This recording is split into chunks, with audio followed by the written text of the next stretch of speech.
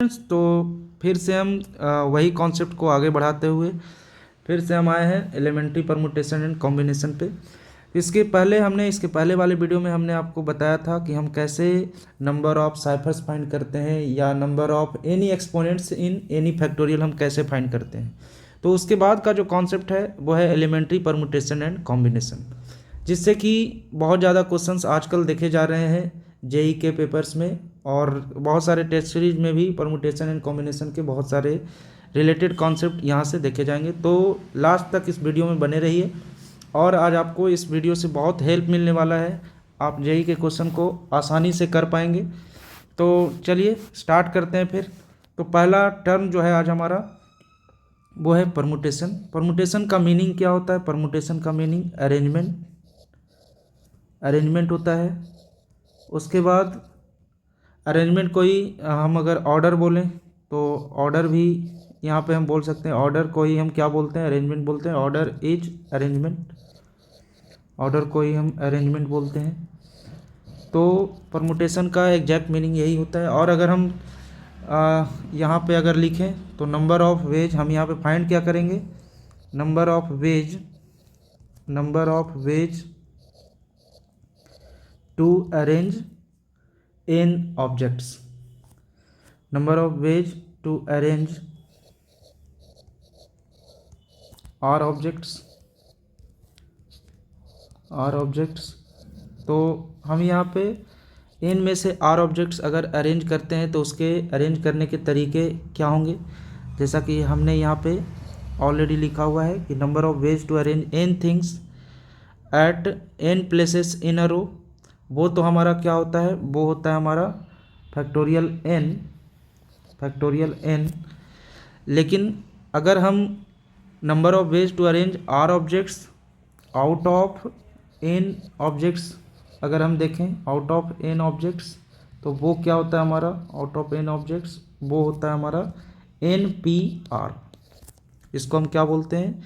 Number of ways to arrange r objects out of n objects is NPR। जैसा कि हमने इसके पहले वीडियो में भी बताया था कि अरेंजमेंट एक 2 स्टेप का प्रोसेस है। तो NPR को हम कोई भी R ऑब्जेक्ट्स को हम कैसे अरेंज करेंगे? पहले उन R ऑब्जेक्ट को N में से हम सेलेक्ट करेंगे। तो NPR का जो फॉर्मूला आता था उसी कॉन्सेप्ट से आता था। पहले हम N में से R ऑब्जेक्ट को सिलेक्ट करते थे, NCR। फिर R ऑब्जेक्ट को R प्लेसेस पे अरेंज करने का नंबर ऑफ वेज कितना होता है? Factorial R। तो ये NPR का फॉर्मूला है हमारा, जो कि हम आने वाले क्वेश्चंस में यूज करेंगे। अब हम आते हैं कॉम्बिनेशन पे। तो कॉम्बिनेशन का भी मीनिंग हमने पिछले वीडियो में बता चुके हैं। इसका मीनिंग क्या होता है? सिलेक्शन होता है। Number of ways to select r things out of n different thing. तो सिलेक्शन का नंबर ऑफ वेज फाइंड करने के लिए number of ways to select अगर सिलेक्शन की बात आएगी क्वेश्चन में तो हम वहाँ पे NCR का यूज करेंगे, और अगर अरेंजमेंट की बात आएगी तो हम NPR का यूज करेंगे। So number of ways to select r things out of n different things. तो यहाँ पे जो हमारा फॉर्मूला आएगा ये n डिफरेंट थिंग्स, ये जो टर्म है इस पर हमें हमेशा ध्यान में रखना है कि ऑब्जेक्ट्स डिफरेंट हैं या सेम है या सिमिलर है।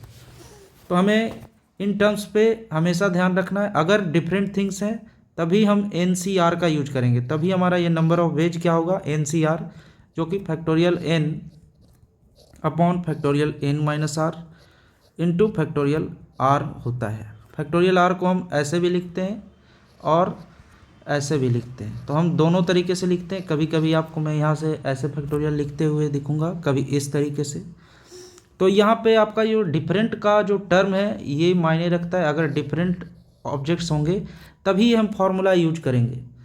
उसके बाद आता है हमारा number of ways to select r things out of n similar things. लेकिन यहाँ पे डिफरेंट नहीं है, आज क्या है? सिमिलर। आप ऐसा मान लो कि आपने एक ही टाइप के बहुत सारे मैंगोज ले लिए और उसमें से आर मैंगोज सेलेक्ट करने के तरीके कितने होंगे? आप आर मैंगो, अब सब सिमिलर है, all are identical, all are similar, मतलब आइडेंटिकल मैंगोज हैं। यहाँ पे आइडेंटिकल ऑब्जेक्ट्स होगा तो आर ऑब्जेक्ट्स को सिलेक्ट करने का तरीका एक ही होगा। तो number of ways to select r things out of n similar things is 1। So number of ways क्या होगा उस कंडीशन में, number of ways equal to only 1 होगा। तो आप क्वेश्चन को ध्यान से पढ़ेंगे, अगर क्वेश्चन में डिफरेंट होगा तभी हम एनसीआर का यूज करेंगे, अगर सिमिलर होगा तो हम 1 ही लिखेंगे, वहाँ पे नंबर ऑफ सेलेक्ट करने का तरीका 1 ही होगा। उसके बाद एनपीआर और एनसीआर के कॉन्सेप्ट्स के बाद हम आते हैं थोड़े से छोटे क्वेश्चन से, ताकि आपको इससे बड़े बड़े क्वेश्चन आसानी से समझ में आ जाए। तो ये क्वेश्चन एनसीईआरटी में भी देखा गया है, तो हम बेसिक से ही स्टार्ट करते हैं। तो बेसिक क्वेश्चन सही है कि हम कैसे एनसीआर और एनपीआर का यूज करेंगे इन क्वेश्चंस में। तो क्वेश्चंस क्या है बच्चों, find total number of symbol that can be made with 5 flags of different colours when any number of them can be used at a time. तो क्वेश्चन हमारा ये है। तो क्वेश्चन में क्या लिखा हुआ है, 5 टाइप्स के फ्लैग हैं। आप ऐसा यहाँ पे 5 टाइप्स के फ्लैग्स लिखे हुए हैं। मान लो कि ये फ्लैग 1 है जिसका कलर कुछ और है, फ्लैग्स 2 है जिसके कलर कुछ और है, फ्लैग 2, फ्लैग 3 है जिसके कलर कुछ और है। डिफरेंट डिफरेंट कलर के फ्लैग्स हैं यहाँ पे। उसी तरह ये फ्लैग 4 है, F4, और ये F5 है। डिफरेंट डिफरेंट कलर के फ्लैग यहाँ पे दिए हुए हैं। अब हमें इन फ्लैग्स का यूज करके सिग्नल बनाना है या सिंबल बनाना है। तो उसने क्वेश्चन में ऑलरेडी दिया हुआ है कि when any number of them can be used at a time, मतलब हम एक बार में एक भी ले सकते हैं, एक फ्लैग से भी हमारा सिंबल हो सकता है, 2 फ्लैग से भी हो सकता है, 3 फ्लैग से भी, 4 फ्लैग से भी, और 5 फ्लैग से भी सिंबल बन सकता है। तो यहाँ पे वो वही पूछा है कि नंबर ऑफ सिंबल कितने बन सकते हैं। तो यहाँ पे फिर से वही कॉन्सेप्ट आ गया, आपके पास 5 चीज़ें हैं, आप उनको सेलेक्ट करके अरेंज करिए या फिर डायरेक्टली आप अरेंज भी कर सकते हैं। तो इसके करने के 2 तरीके हैं। तो मैं सिलेक्शन से ही आपको दिखाता हूँ, जैसे कि मैं यहाँ पे कैसे कर रहा हूँ। नंबर ऑफ वेज क्या होगा, number of ways to making symbol equal to, आप क्या करेंगे, 5 फ्लैग्स है तो 5C1, 5 में से हमने एक कोई फ्लैग लिया और उसको एक तरीके से अरेंज करने के तरीका कितना होगा, फैक्टोरियल 1।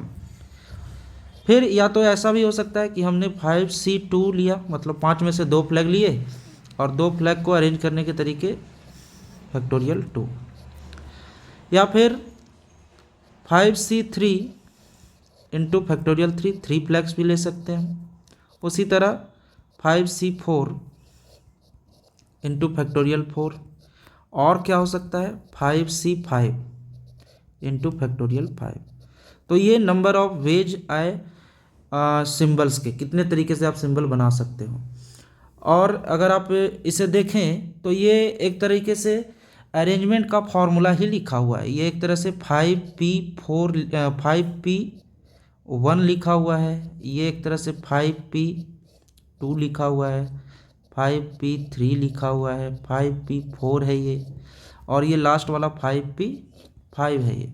तो आप दोनों फार्मूला यूज कर सकते थे, जैसा कि आपने देखा यहाँ पे एनपीआर का फार्मूला आप देख पा रहे हैं कि एनसीआर इंटू फैक्टोरियल आर है। मैं उसी फार्मूले से इसे ऐसे भी लिख सकता हूँ। और अगर आप इसको कैलकुलेट करेंगे तो ये क्या दिखेगा, फैक्टोरियल 5 अपॉन फैक्टोरियल 4 प्लस उसी तरह फैक्टोरियल एनपीआर का फॉर्मूला अगर आप देखें तो ये किसके इक्वल होता है, factorial n upon factorial n minus r. तो आप इस तरीके से भी लिख सकते हो। हमने 5-1 लिखा है, factorial 5 upon 5-2 factorial 3 plus factorial 5 upon factorial 2, 5-3 2 होता है, फैक्टोरियल 5 अपॉन फैक्टोरियल 1 और फिर फैक्टोरियल 5 अपॉन फैक्टोरियल 0। तो अगर आप इसे काउंट करेंगे तो यहाँ से हमें 5 मिल जाएगा, यहाँ से हमें 20 मिल जाएगा, यहाँ से हमें 60 और यहाँ से 120 और यहाँ से टोटली 120। तो अगर इन सब को हम काउंट करके लिखें तो ये हमारा 325 टोटल काउंटिंग आता है। तो मैं 325 वेज से सिंबल बना सकता हूँ, मतलब इन 5 फ्लैग से 325 डिफरेंट सिग्नल फॉर्म हो सकते हैं। तो इस तरीके से हम NCR और NPR का यूज करेंगे अपकमिंग क्वेश्चंस में। फिर से एक और इजी क्वेश्चन है, क्या है यहाँ पे, number of veg in which 4 person can seat on 6 chairs. हमें 6 चेयर्स दिए हुए हैं और 4 पर्सन को हमें इन 6 चेयर्स पे बिठाना है, 1 2 3 4 5 6। तो हम 4 पर्सन्स 4 हैं, चेयर्स 6 है। तो 6 चेयर्स में हम कैसे 4 पर्सन्स को बिठाएंगे, तो पहले आप क्या करो, select 4 persons out of 6 persons. It means out of 4, हमें क्या करना है, number of veg in which 4 persons can seat. तो हमें क्या करना है, पहले हमें वो जगह पहले सेलेक्ट करना है जहाँ पे आप 4 पर्सन्स को बिठाओगे। तो वो जगह कोई भी हो सकता है। तो जब कोई भी हो सकता है जगह, तो आप क्या करोगे, आप पहले सेलेक्ट करोगे उन प्लेसेस को। तो चेयर्स कितने हैं, 6, तो हम 6 में से 4 चेयर पहले सेलेक्ट करेंगे। तो वो तरीके कितने होंगे, 6C4, और फिर 4 पर्सन्स को 4 प्लेसेस पे बिठाने के तरीके कितने होंगे, फैक्टोरियल 4। तो फिर से वही कॉन्सेप्ट लगा, और हम इसे क्या बोल सकते हैं, 6P4 भी बोल सकते हैं। और फॉर्मूले का यूज करें तो फैक्टोरियल 6 अपॉन फैक्टोरियल 6 माइनस 4, और ये क्या होगा, फैक्टोरियल 6 अपॉन फैक्टोरियल 2। और फिर यहाँ से आप 6 into 5 into 4 into 3 into factorial 2, और नीचे फैक्टोरियल 2, ये कैंसिल हो गया। तो हमारा आंसर कितना आ जाएगा, 6 5 जा 30, 4 जा 123 जा 360। मतलब 360 वेज में आप बिठा सकते हो। तो ये हमारा 2 इम्पॉर्टेंट क्वेश्चंस हो गया, इजी क्वेश्चंस था। अब हम आते हैं कि स्ट्रिंग और गैप मेथड हम किस कंडीशन में यूज करेंगे। तो हमारा यहाँ पे है स्ट्रिंग एंड गैप मेथड। इसके क्वेश्चंस हमेशा देखे जाते हैं जेई के क्वेश्चन पेपर में। तो इसका यूज पीएनसी में तो होता ही है, साथ साथ प्रोबेबिलिटी में भी इसके अच्छे खासे क्वेश्चन होते हैं। तो पहले हम ये समझते हैं कि स्ट्रिंग मेथड हम कैसे यूज करेंगे। तो इसके लिए हमने यहाँ पे ऑलरेडी यहाँ लिखा हुआ है कि अगर क्वेश्चंस में कुछ चीज़ों को टुगेदर अरेंज करना हो तो हम कौन सा मेथड यूज करेंगे, स्ट्रिंग मेथड। इसे बंडल मेथड भी बोलते हैं। या फिर अगर क्वेश्चंस में ऑलवेज सेपरेट की बात हो, मतलब एक साथ नहीं बैठना चाहिए, अगर ऐसा कुछ टर्म हो तो वहाँ पे हम क्या यूज करेंगे, जनरली गैप मेथड का यूज करेंगे। तो हमें ये पता चल गया कि स्ट्रिंग मेथड कब यूज करेंगे और गैप मेथड कब यूज करेंगे। अब जैसे कि 5 वॉइस है different, B1 B2 B3 B4 B5, और यहाँ पे क्वेश्चन में कुछ ऐसा लिखा हुआ है जैसे कि B3 B5 साथ में बैठना चाहते हैं। तो हम क्या करेंगे, उन दोनों का एक अलग से ही हम, जैसे कि ये दोनों एक साथ बैठना चाहते हैं B2 और B5, तो B2 और B5 को क्या करेंगे, एक साथ उनको रख लेंगे, और बाकी सबको ऐसे ही B1 B3 B4, और हमेशा हम इसे 4 ऑब्जेक्ट्स मतलब 4 पर्सन्स की तरह ट्रीट करेंगे। जैसे इनको अरेंज करने के तरीके कितने होंगे, इसको हम 1 काउंट करेंगे, 1 2 3 4, मतलब अब एक तरह से यहाँ 4 वॉइस हो गए। 5 वॉइस जो थे वो 4 वॉइस बन गए, क्योंकि हमने इन दोनों को एक बंडल में बांध दिया है इस तरीके से। तो ये स्ट्रिंग मेथड होता है। गैप मेथड में क्या होगा, व्हेन यहाँ पे when B1 and B2 when B1 and B2 does not want to sit together, इस तरीके का टर्म हो गया, does not want to sit together, एक साथ नहीं बैठना चाहते हैं या फिर सेपरेट बैठना चाहते हैं, दोनों में से कोई टर्म यूज होगा। तो हम क्या करेंगे, यहाँ पे हम गैप मेथड यूज करेंगे। अब गैप मेथड कैसे यूज करते हैं वो हम यहाँ पे देख सकते हैं। तो B1 B2 एक साथ बैठना नहीं चाहते हैं, तो B1 B2 को छोड़ के जो भी हैं उन सब को पहले हम बिठा देंगे। तो कौन कौन है B1 और B2 को छोड़ के, B3 B4 B5, इनको हमने पहले बिठा दिया। अब इनके बीच में कुछ गैप्स बने होंगे, जैसे कि यहाँ पे एक gaps number 1, gaps number 2, gaps number 3, gaps number 4। तो अगर हमेशा ऐसा होता है, 3 पर्सन्स को आप बिठाओगे तो 4 एक ज़्यादा गैप बनता है, इस बात को भी आप ध्यान में रखिएगा।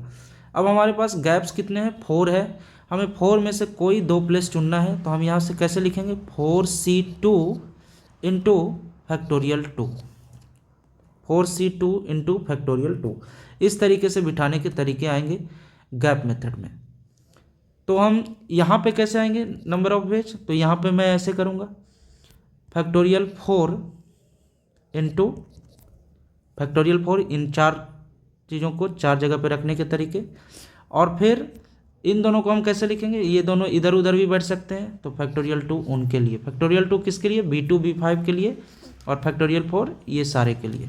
तो इस तरीके से हम काउंटिंग करेंगे स्ट्रिंग एंड गैप मेथड का यूज करके। तो चलिए इससे रिलेटेड कॉन्सेप्ट पे चलते हैं। जैसे कि यहाँ पे एक रेनबो का क्वेश्चन है, जो कि हमेशा बहुत सारे क्वेश्चन सेट्स में देखा जाता है इस तरीके का क्वेश्चन। तो चलिए हम पहले ये क्वेश्चन करते हैं। तो क्या है क्वेश्चन में, find number of ways if different colours of rainbows are arranged such that blue and green are never together. तो यहाँ नेवर टुगेदर की बात हो रही है। तो पहले तो आप रेनबोज के कलर के बारे में जान लीजिए। रेनबोज के कलर कौन कौन से होते हैं, ये आप जानते ही होंगे। पहला VIBGYOR,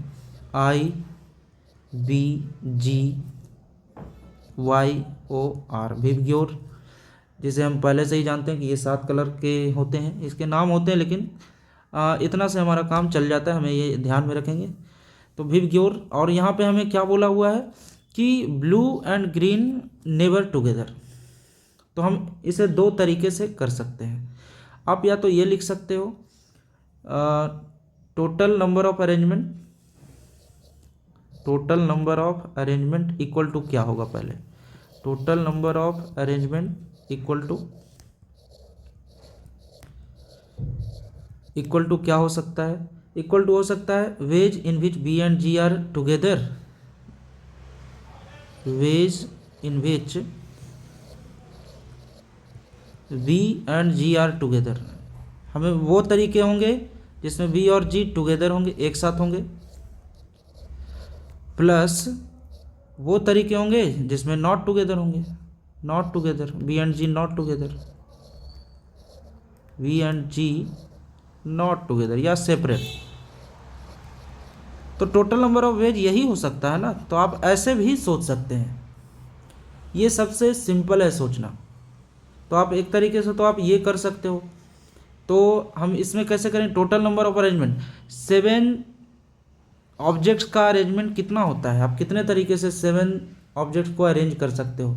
तो वो हमने ऊपर के कॉन्सेप्ट में बताया था कि n चीज़ों को n जगह पे रखने के तरीके कितने होते हैं, फैक्टोरियल n होते हैं, ठीक है। तो हम वही कॉन्सेप्ट का यहाँ यूज कर रहे हैं। तो 7 चीज़ों को 7 जगह पे रखने के तरीके फैक्टोरियल 7, ये टोटल नंबर ऑफ अरेंजमेंट होगा। अब हमें वो वाले काउंट करने हैं जिसमें टुगेदर वाले को हम क्या करेंगे, हमें तो सेपरेट चाहिए, नेवर टुगेदर चाहिए। तो हम अगर नेवर टुगेदर हमें फाइंड करना है, मतलब B and G separate find करना है, B and G are separate. तो ये फाइंड करने के लिए हमें क्या करना पड़ेगा, टोटल में टुगेदर वाला केस क्या कर देंगे, माइनस कर देंगे। तो factorial 7 minus ways in which B and G are together, black and green are together. तो ये वाला केस हमें क्या करना पड़ेगा, माइनस करना पड़ेगा। तो ये तो आपका मेथड 1 हो गया। हम एक मेथड से और बताएंगे इसे। तो इसमें ways in which B and G are together, तो अब टुगेदर है तो वो वाला केस हमें काउंट करना है। तो हम फिर से क्या करेंगे, अगर हमें टुगेदर वाला फाइंड करना है तो VIBGYOR।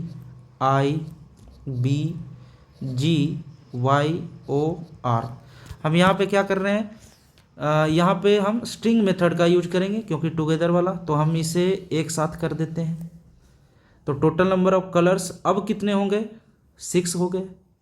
So total number of colours 1 2 3 4 5 6। So number of arrangement कितना होगा, number of arrangement equal to हम ये वाला केस फाइंड कर रहे हैं, ठीक है। तो number of arrangement equal to क्या होगा, फैक्टोरियल 6, 6 चीज़ों को 6 जगह पर रखने के तरीके फैक्टोरियल 6। उसके बाद बी जी इधर उधर हो सकता है, ये इधर जा सकता है, ये इधर इधर आ सकता है, तो वो वाला केस भी हम यहाँ पे मल्टीप्लाई में लिखेंगे, तो फैक्टोरियल 2, तो factorial 6 into factorial 2 for B G and G B. तो यहाँ से अगर हम काउंट करें तो कितना आ रहा है, 720 इंटू 2 मतलब 1440 और हमें कौन से केसेस फाइंड करना है जिसमें B and G are separate है। तो रिक्वायर्ड आंसर क्या होगा, रिक्वायर्ड आंसर क्या हो जाएगा, required number of ways equal two factorial 7 minus 1440 और फैक्टोरियल 7 होता है 720, 7 जा 5040 माइनस 1440 और हमारा आंसर कितना आ जाएगा 3600। तो ये एक तरीका है जिससे हम required number of ways find कर सकते हैं। अब है कि गैप मेथड हम कैसे यूज करेंगे, गैप मेथड में भी हमें देखना है यहाँ पे, तो मैं यहाँ पे एक पेज ऐड कर लेता हूँ। हाँ, गैप मेथड, तो यहीं पे हम गैप मेथड भी देख सकते हैं, इसका मेथड 2, तो उसे भी हम देख सकते हैं। ये तो हमारा स्ट्रिंग मेथड हो गया। अब हम गैप मेथड से इसे कैसे करेंगे, तो लीजिए स्ट्रिंग मेथड का तो हमने यूज करके बता दिया आपको, अब गैप मेथड देख रहे हैं। तो गैप मेथड में हम इसे ऐसे करेंगे, गैप मेथड में तो हमें क्या चाहिए, बी और जी नेवर टुगेदर चाहिए, B and G never together, हमें वो वाले केस काउंट करने हैं। तो हम क्या करते हैं, बी और जी को हटा देते हैं और बी और जी को छोड़ के कितने कलर हो गए, VIYOR, और गैप कितने बनेंगे, गैप हमारे 1 2 3 4 5 6, तो 6 गैप बन गए। और हमें यही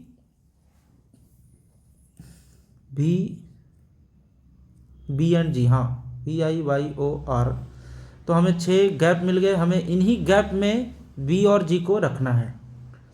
तो gap, total number of gaps कितने हो गए यहाँ पे, 6 हो गए। अब हमें 6 में से कोई 2 गैप चूज करना है, तो नंबर ऑफ वेज क्या आ जाएगा, ये बहुत इजी होता है, उससे थोड़ा सा तो इजी है ही। तो हम 6 में से कोई 2 गैप सेलेक्ट कर लेंगे, 6C2 इंटू, अब VIYOR को अरेंज करने के भी तो तरीके होंगे, तो वो कितने हो जाएंगे, factorial 5 into 6C2 into factorial 5 into B और जी को इधर उधर रखने के तरीके फैक्टोरियल 2। तो इस तरीके से हमारा 6 में से 2 गैप कोई चुना, 5 जो कलर थे उनको 5 जगह पे रखने के तरीके फैक्टोरियल 5 और फैक्टोरियल 2 किसके लिए, BG एंड GB के लिए, ठीक है। तो ये इधर उधर हो सकता है इसलिए फैक्टोरियल 2। और अगर हम फिर से इसको फाइंड करें तो फैक्टोरियल 5 की वैल्यू कितनी होती है, 120 और 6C2 हमारा कितना आ जाएगा, factorial 6 upon factorial 4 into factorial 2 into factorial 2। इस तरीके से हम कैलकुलेट भी कर सकते हैं। और फैक्टोरियल 6 में फैक्टोरियल 4 कैंसिल हुआ तो 120 इंटू 6 इंटू 5, और ये भी हमारा उतना ही आ रहा है जो पहले आ रहा था, 3600। तो हम इस तरीके से भी ये काउंटिंग कर सकते हैं। तो ये हो गया हमारा स्ट्रिंग एंड गैप मेथड। अब हम आते हैं इसी कॉन्सेप्ट से related committee and team formation वाले क्वेश्चन पे। तो हमारा जो नेक्स्ट टाइप का क्वेश्चन है वो है ये कि हम कितने तरीके से टीम बना सकते हैं, कितने तरीके से कोई कमेटी बना सकते हैं। तो इस तरीके के क्वेश्चन प्रोबेबिलिटी में भी बहुत जगह पे देखा गया है। तो चलिए हम स्टार्ट करते हैं पहले कमेटी एंड टीम फॉर्मेशन के टाइप वाले क्वेश्चन पे। तो क्वेश्चन क्या है बच्चों, तो देखिए यहाँ पे लिखा हुआ है, if we have 5 girls and 10 boys how many committee of 6 people can be formed. First में है विदाउट एनी कंडीशन, मतलब इसमें कोई कंडीशन नहीं है। तो जब कोई कंडीशन नहीं है तो टोटल पर्सन्स कितने होंगे, तो total persons equal to total people equal to, total people हमारा 15 है। आप 15 में से कोई भी 6 पर्सन को आप सेलेक्ट कर लीजिए, आपका कमेटी फॉर्म हो जाएगा। तो 15C6, यहाँ पे सिर्फ कमेटी बनाना है, यहाँ अरेंज नहीं करना है। तो यहाँ पे ऐसे ही आपको क्वेश्चन समझना पड़ेगा कि कब हमें अरेंज करना है, कब हमें सेलेक्ट करना है। तो कमेटी बनानी है मतलब हमें सिर्फ सेलेक्ट करना है। उसके बाद दूसरा क्वेश्चन क्या है, व्हेन ऑल आर वॉइस, सारे जो 6 हैं वो सारे वॉइस हैं। तो हम 6 लोगों को कमेटी में ला रहे हैं तो हमें सारे वॉइस चाहिए। तो टोटल नंबर ऑफ वॉइस कितने हैं, 10। तो आप 10 में से कोई भी 6 वॉइस सिलेक्ट कर लीजिए। आप इतने तरीके से कमेटी बना सकते हैं। 10C6। फिर नेक्स्ट क्या है, if it has no girl, if it has no girl मतलब आपको कोई भी लड़की नहीं चाहिए इन कमेटी में।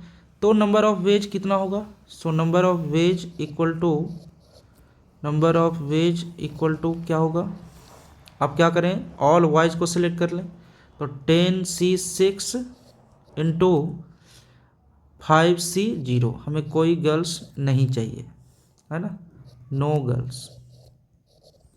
उसके बाद दूसरा क्या है, if it has one girl, if it has one girl. तो यहाँ पे क्या होगा, if it has one girl होगा तो हम कौन सा केस लेंगे, वन गर्ल के लिए हमें क्या करना होगा, पहले हम जितने गर्ल्स हैं, कितने 5 गर्ल्स हैं, तो 5 में से कोई एक गर्ल हमने चूज किया तो 5C1, तो एक गर्ल हो गया, 1 गर्ल का कंडीशन फुलफिल हो गया। अब हमें 5 वॉइस चाहिए तो कितने बचे अब, 5C1, 5C1 into 10C5, 10C5। तो ये हमारा नंबर ऑफ वेज हो गया to form a committee of 6 people when it has 1 girl only. तो इस तरीके से हम नंबर ऑफ वेज फाइंड करेंगे। पांचवा क्वेश्चन क्या है, if it has 3 girls and 3 boys, तो हमें 3 गर्ल्स और 3 बॉयज़ का कमिटी चाहिए। तो उस कंडीशन में हम क्या करेंगे, 10 में से कोई 3 आप चूज करो, 10C3 इंटू 5C3। यहाँ पे हमें अरेंज नहीं करना है ना। तो क्वेश्चन को यही पढ़ के हमें समझ में आता है कि कब हमें C लगाना है, कब P लगाना है। तो ये ध्यान में रखना है यहाँ पे। तो सिर्फ हमें सेलेक्ट करना है। तो 10 में से 3 गर्ल्स हमने चूज किया और 10 में से 3 बॉयज़ हमने चूज किया, 5 में से 3 गर्ल्स चूज किया, और इस तरीके से हमारा नंबर ऑफ वेज आ गया to form a committee which have 3 girls and 3 boys. अब अगर क्वेश्चन होता if it has no boys, if it has no boys, तो ये तो फॉर्म ही नहीं होता क्योंकि गर्ल्स तो 5 हैं, है ना, कोई एक वॉइस तो लेना ही पड़ता। तो ये केस कब आता, जब यहाँ पे 6 गर्ल्स होता तब ये केस आ सकता था, लेकिन यहाँ पे ये केस नहीं आ पाएगा। ठीक है, चलिए अब आगे बढ़ते हैं। तो ये हो गया हमारा कमेटी प्रॉब्लम, जिसमें हमने कैसे कमेटी हम फाइंड करेंगे, कमेटी कितने तरीके से बना सकते हैं वो हम कैसे फाइंड करेंगे वो देखा हमने। अब हम आते हैं टीम वाले क्वेश्चन पे। तो टीम वाला क्वेश्चन क्या है, तो क्वेश्चन है in a cricket team of 13 players 4 bowlers are there, then in how many ways team of 11 players can be form with at least 2 bowlers. So at least का मतलब क्या होता है, एट लीस्ट 2 बॉलर्स, और total bowlers कितने हैं 4, तो कम से कम 2 बॉलर। तो आप पहले तो एट लीस्ट और एट मोस्ट का मतलब समझिए। एट लीस्ट 2 बॉलर्स का मतलब क्या है, एट लीस्ट 2 बॉलर्स, इसका मतलब ये हुआ कि कम से कम 2 बॉलर्स तो चाहिए ही, 2 से ज़्यादा भी होगा तो चलेगा। तो एटलीस्ट 2 बॉलर्स का मतलब काउंटिंग कौन कौन से आ सकते हैं, 2 3 4, यही है ना, 2 3 4। और अगर बोलता एटमोस्ट, तो एटमोस्ट का मीनिंग क्या होता है, एटमोस्ट 2 बॉलर्स का मीनिंग क्या होगा, एटमोस्ट जब वर्ड यूज हो तब क्या होगा, ज़्यादा से ज़्यादा 2, मतलब 0 भी चलेगा, 1 भी चलेगा और 2 भी चलेगा। तो ये आप ध्यान में रखिए। एटलीस्ट और एटमोस्ट का मतलब हम कभी कभी क्वेश्चन में ये नहीं जान पाते हैं कि एटलीस्ट का मीनिंग क्या था, एटमोस्ट का मीनिंग, इसके कारण भी बहुत सारे सिली मिस्टेक्स हो जाते हैं, तो आप इस पर भी ध्यान रखें।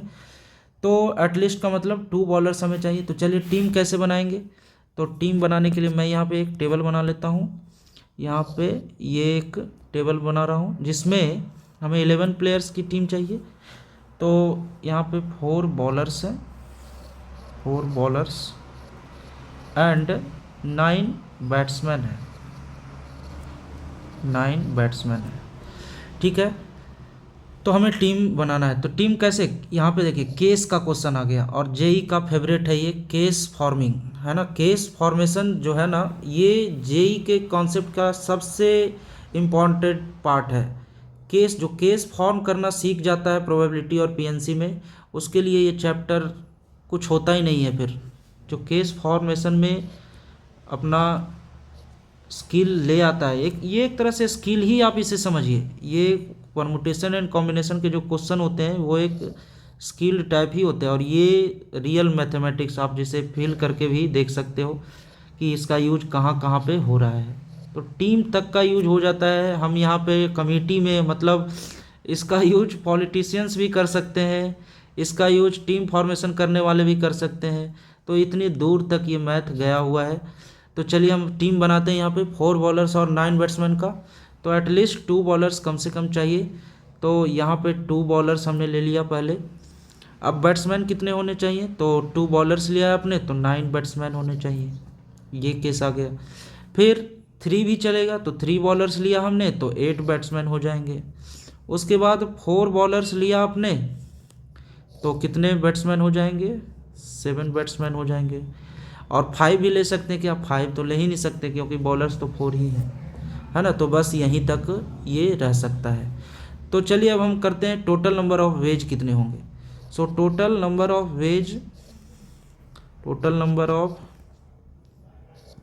वेज कितने हो जाएंगे।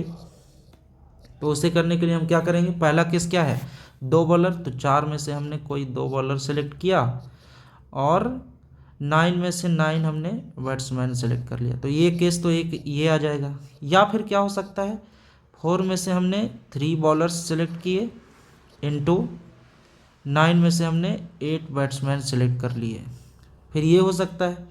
फिर प्लस क्या हो सकता है, प्लस हो सकता है 4 में से आपने चारों बॉलर उठा लिए और फिर 9 में से आपने 7 बैट्समैन सेलेक्ट कर लिए। तो ये हमारा total number of ways to making a team होगा। तो ये भी हमने देख लिया, केस फॉर्मिंग भी देख लिया, कैसे हम केस बनाते हैं, कैसे केस को सोल्व करते हैं, वो भी हमने देख लिया। और एटलीस्ट और एटमोस्ट का मतलब भी समझ लिया, ठीक है। तो ये हमने देख लिया। फिर आगे आते हैं रिलेटिव्स वाले क्वेश्चन, है ना। मतलब इनविटेशन कोई देता है ना, 4 लेडीज़ 3 जेंट्स, इस तरीके का। तो वो वैसे क्वेश्चन भी बहुत देखा गया है। मतलब केस फॉर्मिंग यहाँ पे भी होगा। तो आप यहाँ से केस फॉर्मिंग सीख रहे हैं और ये केस फॉर्मिंग बहुत काम का होता है। तो कैसे हम केस फॉर्मिंग करेंगे यहाँ पे, तो पहले तो आप क्वेश्चन को ध्यान से पहले अच्छे से पढ़िए। क्वेश्चन में क्या लिखा हुआ है, a person has 7 relatives in which 4 ladies and 3 gents, and his wife has also have 7 relatives having 3 ladies and 4 gents। तो यहाँ पे 2 लोगों की बात हो रही है, दोनों के रिलेटिव्स आने वाले हैं, एक पर्सन और एक उसकी वाइफ, ठीक है। तो मैंने 2 पार्ट कर लिया, एक पर्सन और एक हिज वाइफ। अब हम एक अच्छा सा टेबल बनाएंगे क्योंकि केस बनाना है हमें। और पर्सन के पास कितने रिलेटिव्स हैं, 7 रिलेटिव्स हैं यहाँ पे, 7 रिलेटिव्स हैं, जिसमें 4 लेडीज एंड 3 जेंट्स हैं। और उसकी वाइफ के पास भी 7 रिलेटिव्स हैं, 7 रिलेटिव्स, जिसमें 3 लेडीज एंड 4 जेंट्स है यहाँ पे भी। तो अब हमें यहाँ पे मतलब किस तरीके से कितने नंबर ऑफ वेज होंगे उनको डिनर पार्टी पे इनवाइट करने का, तो वो यहाँ पे हम देख रहे हैं। तो मैं इसमें भी दो पार्ट कर देता हूँ, एक पार्ट लेडीज का, एक पार्ट जेंट्स का, इधर भी एक पार्ट लेडीज का और एक पार्ट जेंट्स का, इसमें भी दो पार्ट हमने कर दिया। इस तरीके से हम केस बनाएंगे। अब हमें ये देखने हैं कि कैसे हम कितने पर्सन को इनवाइट करना है। How many ways they can invite 3 gents and 3 ladies on a dinner when 3 relatives from the person side and 3 from his wife side आ सकते हैं। तो ये हमारा है, 3 से ज़्यादा नहीं आ सकते हैं। पर्सन के साइड से भी 3, उसके वाइफ के साइड से भी 3 ही आने चाहिए रिलेटिव्स, वो लेडीज जेंट्स हों, दोनों में से कुछ भी हों, लेकिन 3 ही आने चाहिए, ये क्वेश्चन में दे दिया गया है। तो चलिए अब हम इस पर केस बनाते हैं। तो केस कैसे बनेगा फिर से, तो ध्यान से यहाँ से देखना है आपको। तो लेडीज़ का हमें 3 लेडीज यहाँ पे हैं, टोटल 4 लेडीज हैं और 3 जेंट्स हैं। तो अगर हम मानते हैं कि जेंट्स को हमने इनवाइट ही नहीं किया पर्सन के साइड से, और हमें क्या चाहिए, how many ways they can invite 3 gents and 3 ladies, मतलब 3 जेंट्स एंड 3 लेडीज होना भी चाहिए, ये भी लिखा हुआ है उसमें। तो हमने पहले 3 लेडीज को बुलाया, जेंट्स इसके इधर से नहीं बुलाया। फिर इसके 3 लेडीज़ तो कंप्लीट हो गए, तो इधर से भी हमने लेडीज़ नहीं बुलाए उसके वाइफ के साइड से, लेकिन जेंट्स बुला लिए 3। तो एक केस हमारा ये हो गया। उसके बाद और भी केस बनाने की कोशिश करते हैं। केस ऐसे ही सोचना है हमें। इस बार क्या किया कि कोई भी लेडीज़ नहीं बुलाया इसके तरफ से, पर्सन के साइड से, 3 जेंट्स बुला लिया पर्सन के साइड से, और इस बार 3 लेडीज बुला लिए उसके वाइफ के साइड से, और जेंट्स कोई नहीं बुलाया, तो 0 हमने वहाँ पे लिख दिया। तो ये 2 केस तो हमने देख लिया। अब ऐसा भी हो सकता है कि 2 लेडीज 1 जेंट्स पर्सन के साइड से बुला लिए, तो कितने हो गए, 2 लेडीज हो गए, तो 1 लेडीज और चाहिए, तो 1 लेडीज हमने उसके वाइफ के साइड से बुला लिए और 2 जेंट्स उसके वाइफ के साइड से बुला लिए। तो ये भी एक केस हो सकता है। और भी केस हो सकता है क्या, तो यही केस रिपीट हो सकता है, जैसे कि मैं 1 लेडीज पर्सन के साइड से, 2 जेंट्स पर्सन के साइड से, और 2 लेडीज उसके वाइफ के साइड से, और 1 जेंट्स उसके वाइफ के साइड से। तो ये भी एक केस हो सकता है। और कोई केस हो सकता है क्या, सोचिए,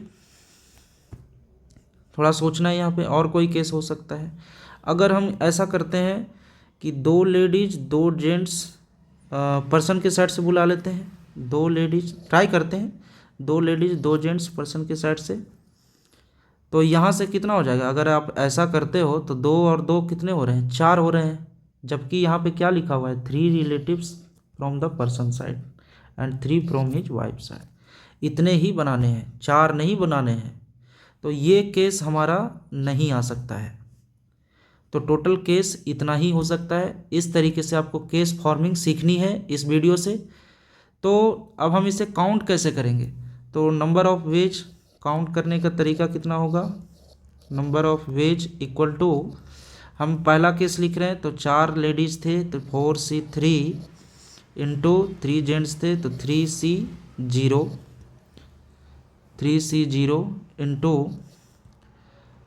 3C0 इंटू 4C3। ये किसके लिए लिखा, रो फर्स्ट के लिए, मतलब केस फर्स्ट है ये केस 1 है, ये केस 1 है। तो ये एक केस हो गया। प्लस दूसरा केस क्या होगा, दूसरा केस होगा 4 लेडीज है तो 4C0 into 3C3 into 3C3 into 4C0, ये केस सेकंड है। केस थर्ड क्या होगा, केस थर्ड वैसे ही आप लिख लें 4C2 into 3C1 into 3C1 into 4C2, ये केस थर्ड हो गया। फिर अगला केस क्या होगा 4C1 into 3C2 into 3C2 into 4C1, तो ये हमारा केस 4 हो गया। तो इस तरीके से हम केस फॉर्मिंग करते हैं, इस तरीके से टेबल बना के इस तरीके से काउंटिंग होगा। तो आपने यहाँ पे स्ट्रिंग एंड गैप मेथड सीख लिया, आपने टीम फॉर्मेशन सीख लिया, आपने जो रिलेटिव्स वाले क्वेश्चंस थे वो भी आपने देख लिए। तो ये सारे क्वेश्चंस हमने यहाँ पे डिस्कस किए बच्चों, जो कि आजकल जेई में बहुत सारे आ रहे हैं ऐसे question, string and gap method का यूज करके number of symbol, number of signals बनाने का तरीका। तो चलिए अब हम नेक्स्ट वीडियो में मिलते हैं आपके साथ फिर से एक इम्पॉर्टेंट कॉन्सेप्ट के साथ, जिसमें हम आपके साथ डिस्कस करेंगे selecting r players when p are rejected. इस तरीके से जो क्वेश्चंस होते हैं वो हम डिस्कस करेंगे, और आपके साथ हम वो भी डिस्कस करेंगे जिसमें हम एनसीआर को मैक्सिमाइज करेंगे, मैक्सिमाइजिंग एनसीआर। फिर हम ज्योमेट्रिकल प्रॉब्लम्स भी देखने वाले हैं आने वाले वीडियोज में। तो अगर आपको ये वीडियो अच्छा लगा होगा तो आप मेरे चैनल को सब्सक्राइब करिएगा, और अगर इसे आप शेयर करेंगे जो कि जिनको ज़्यादा ज़रूरत है, जो पीएनसी में स्टक हो रहे हैं बहुत सारे क्वेश्चंस में, तो उनको भी आप शेयर करिए ताकि उनको आने वाले क्वेश्चंस में दिक्कत ना हो। सो धन्यवाद। Okay, bye bye.